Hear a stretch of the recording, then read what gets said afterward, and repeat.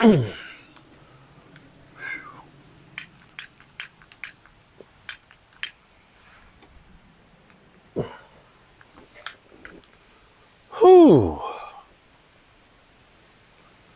Well, hello, good people.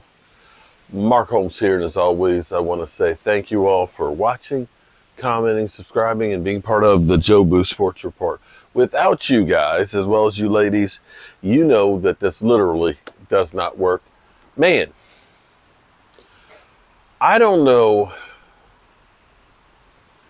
I just don't know that we need football more than ever. People are getting cray-cray out here. It is just freaking insane right now because there's nothing to talk about.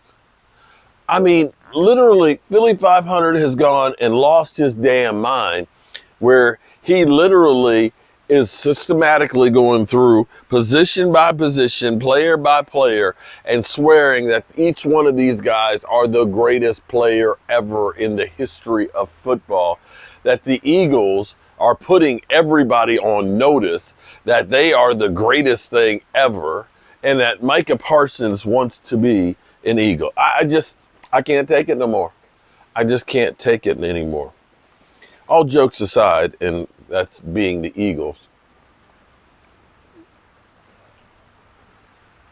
we really do need football.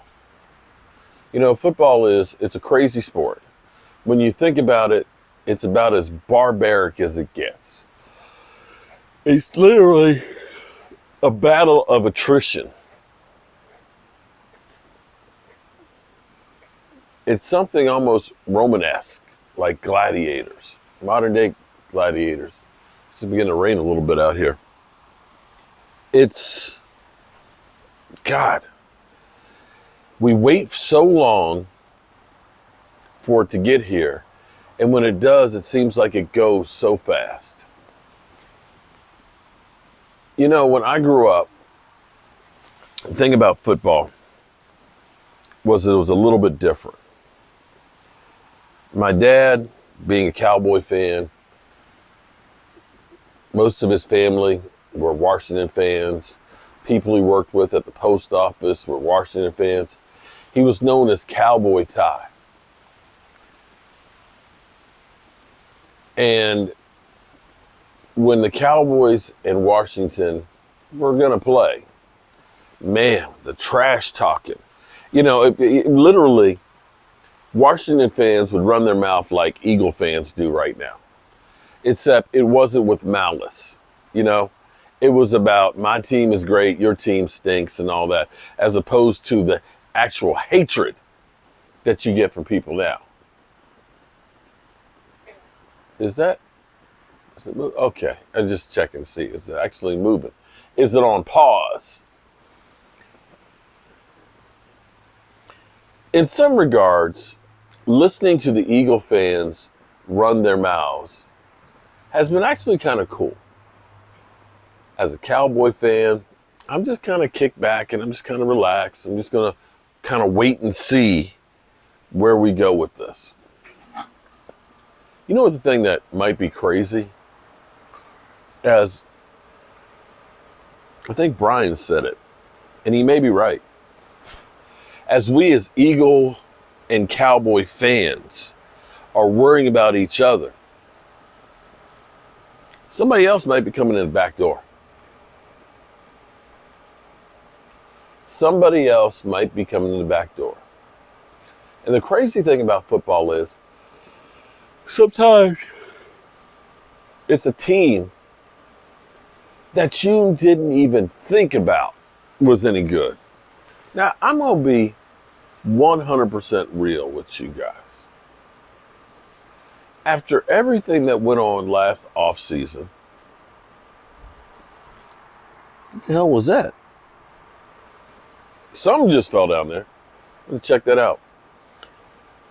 After what happened last offseason,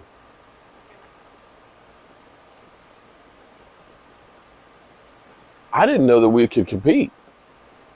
I thought the Eagles were going to just run away with the division. I honestly thought, I mean, you know, I don't want to say it. I'm always the guy who's hopeful that things are going to work out. But it was hard last year. It was hard to believe that we could put it together. You know, yesterday I did a video and said, what if the Eagles set up Jalen Hurt to fail? And I went through semantically all the things that happened with the Cowboys last year. So Philly 500 asked me, when will you put Dak Prescott to blame?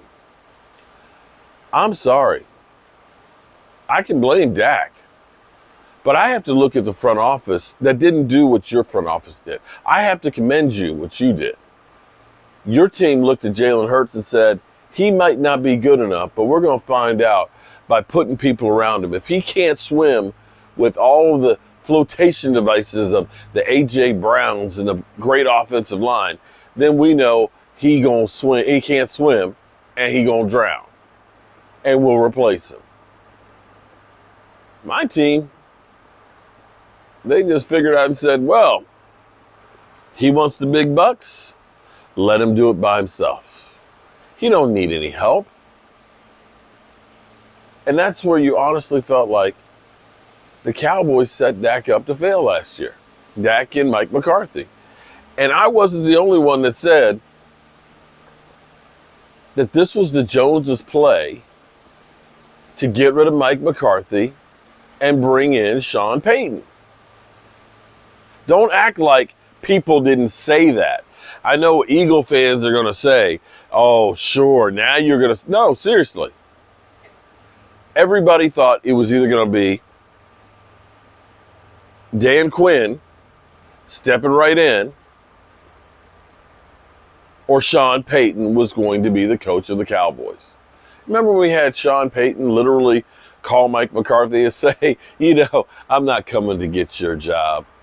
You know, can you imagine if you had a woman call your wife and say, you know, I'm not coming to get your man? How would that go over? But, you know, there ain't nothing going on right now. And that's the best thing for the Dallas Cowboys. There is no drama at all. Whew.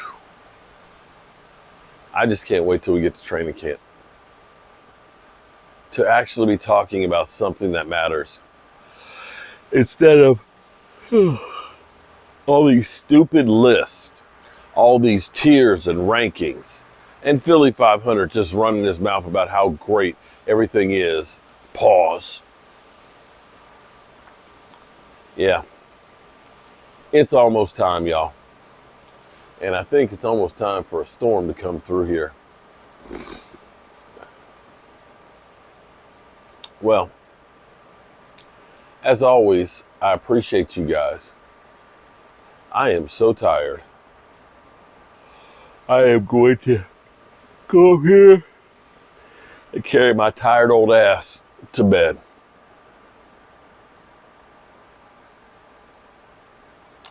Remember, tell the people you love them. Because you might not get the chance again. And I love you guys. Be safe.